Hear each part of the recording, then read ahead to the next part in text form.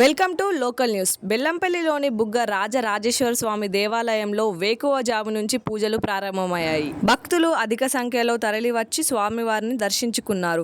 దీంతో ఆలయంలో రద్దీ నెలకొంది. ప్రజలకు ఇబ్బందులు కలగకుండా పోలీసులు బందోబస్తు ఏర్పాటు చేశారు. వైద్య ఆరోగ్య శాఖ ఆధ్వర్యంలో ఆలయ పరిసరాలలో హెల్త్ క్యాంపులు నిర్వహించారు.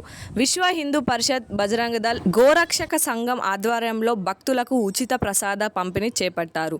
కమిటీ సభ్యులు మాట్లాడుతూ మహాశివరాత్రి పర్వదినం రోజు బుగ్గ రాజేశ్వర స్వామి దర్శనానికి వస్తున్న భక్తులందరికీ ఉచిత ప్రసాద వితరణ చేయడం తమ అదృష్టం అన్నారు.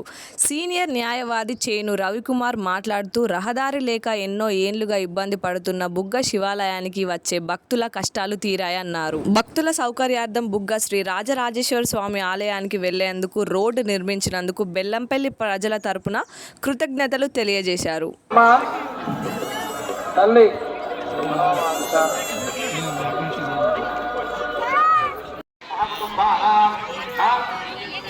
గోత్ర చెప్పు, పసనుల గోత్రస్య పేరు చెప్పు. ప్రసాద్ ధర్మపత్ని సహ కుటుంబానాం గోత్రం చెప్పండి. పసనుల గోత్రస్య రాజన్న సహ కుటుంబానాం గోత్రం చెప్పండి.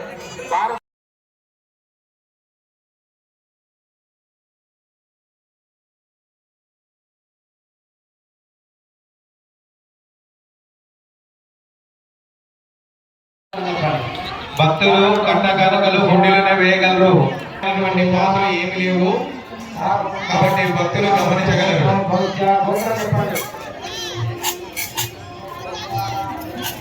ఈరోజు